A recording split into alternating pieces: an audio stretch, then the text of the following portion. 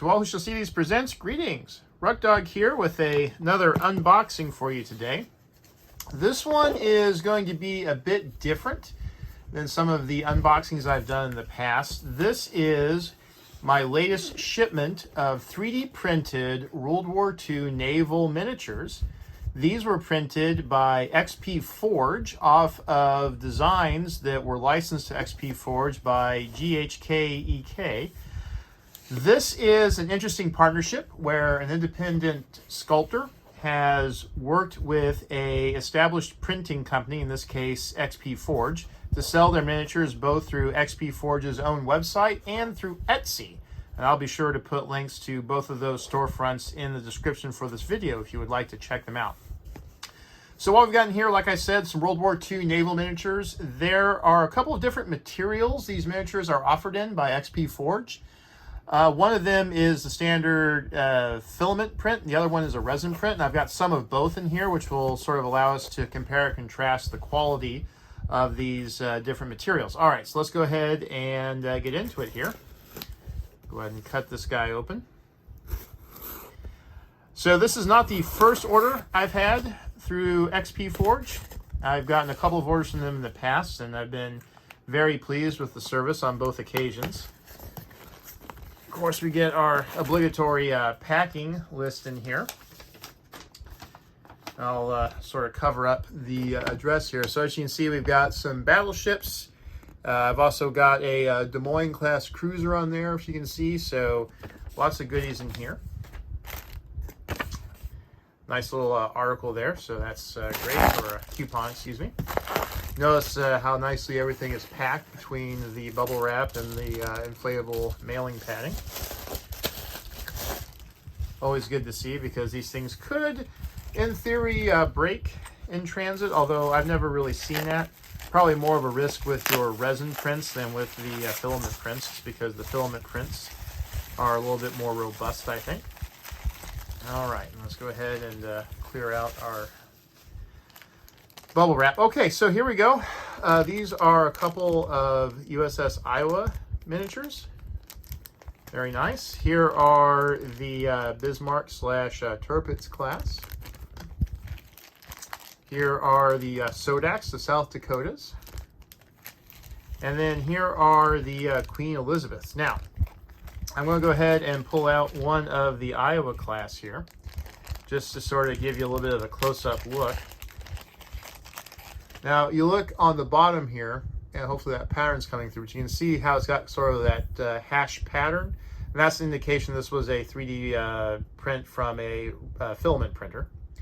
And then if you look real close too on the decking, you can see, as I sort of turn it through the light, those little hash marks there. And then if you look real close, I'm not sure if this is going to come through on the camera well enough or not, but you can see a very little bit of stringiness to it in a couple of areas. And that's just due to the strands from the filament printer as the printer head moves around. So yeah, I got a couple of Iowas. And then we got the South Dakotas.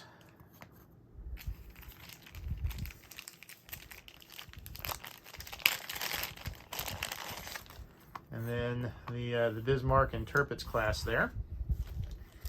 And then finally, a couple of British Queen Elizabeth class battleships here.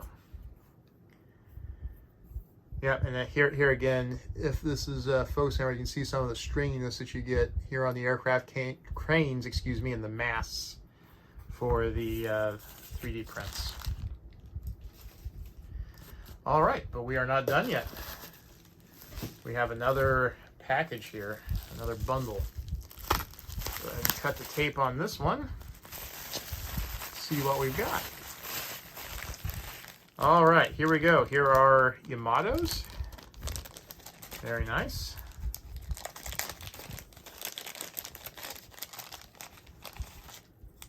Go ahead and line those up there too.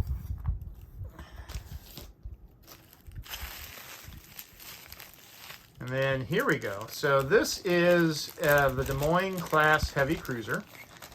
A late war design that wasn't completed in time for the war, actually, but was rather unique because it had automatic 8-inch guns.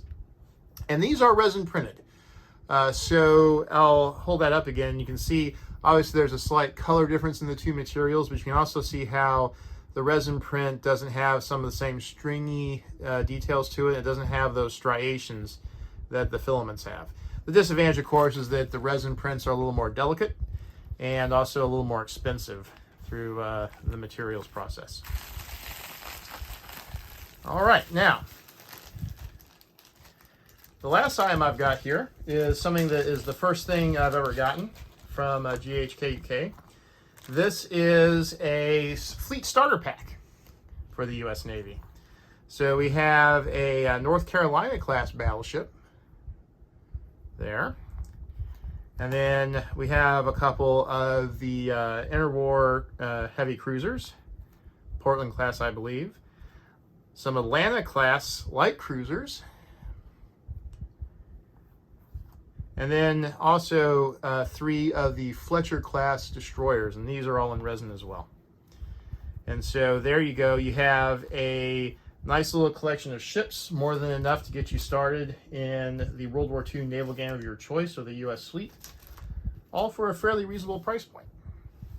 Okay, so at this point, you can see we've got all of our ships out and about here. You can see some of the differences between the resin printing and the filament printing. This is a video that I felt was important to make because 3D printing is becoming more and more a way for gamers to get into naval gaming in general. And I would say probably most popularly with World War II naval gaming. All of these models here are in 1/1800 scale, which means they're a good fit for both Axis and Allies War at Sea and Victory at Sea from Warlord games.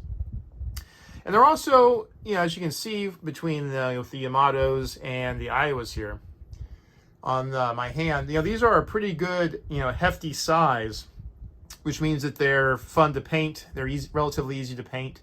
They are very distinctive on the tabletop. You can definitely distinguish between their silhouettes very easily just because of the sheer size of the miniature. And because this has become a more and more popular scale, it's becoming easier and easier to find a 3D printed miniature for some of these different ships. And I just have to say that GHUK's miniatures, the sculpts themselves, are very, very nicely done. And as you can see, when you order through XP Forge, they do a very nice job of printing, quality control, and packaging for your order. So if you're looking for a relatively inexpensive source, 3D printed World War II ships, then XP Forge has got you covered. Now, most of these ships here are actually going to be painted and then put up for sale on the Manned Battle Station's Etsy page.